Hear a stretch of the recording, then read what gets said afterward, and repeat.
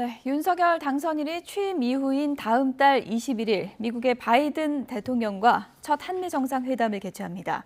이른바 검수완박과 관련해서 당선인 측은 거듭해서 국민투표를 제안하며 강한 의지를 내비쳤습니다. 인수위 나가는 취재기자 연결합니다. 조은지 기자. 네, 서울 삼청동 인수위원회 앞입니다. 네, 미국 백악관 쪽에서 먼저 발표가 나온 거죠? 네, 미국의 조 바이든 대통령이 한국에 온다는 소식은 앞서서도 계속 있었는데요. 백악관이 오늘 새벽에 정확히 발표를 했습니다. 다음 달 20일에서 24일 4박 5일 일정으로 한국과 일본을 순방한다 이렇게 공식 확인을 한 건데요.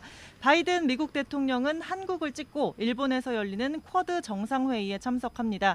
윤석열 당선인 측에 따르면 바이든 대통령은 5월 20일 입국해서 2박 3일 일정으로 한국에 머물고요. 방한 이튿날인 21일에 한미 정상회담을 개최할 예정입니다.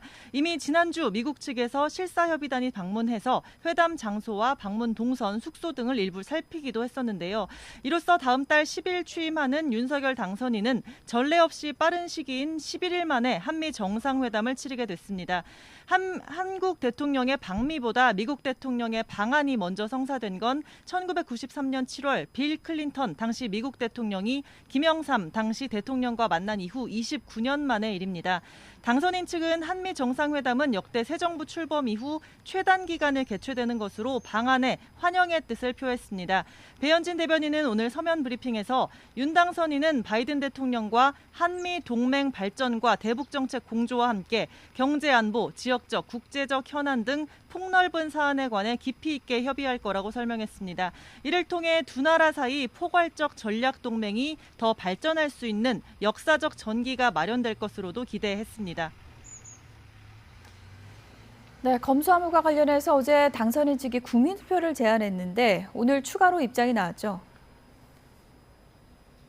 네, 어제 장제원 당선인 비서실장이 검수완박 법안을 6일 지방선거 때 국민투표에 붙이자 윤 당선인에게 보고하겠다 이렇게 폭탄 발언을 했습니다. 곧장 선관위가 현행 규정으로는 불가능하다라고 일축하면서 해프닝으로 끝나는 듯 했는데요.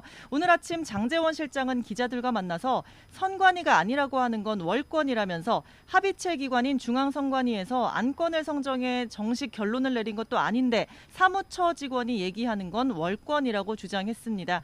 그러면서 투표인 명부 관련 사항을 국민투표법을 개정해서 정리하면 충분히 가능하고 민주당이 이를 막는다면 국민투표가 두려운 걸로 볼 수밖에 없다고 했습니다. 장제원 실장은 아직 당선인에게 정식 보고나 건의는 안 했다고 선을 그었는데요.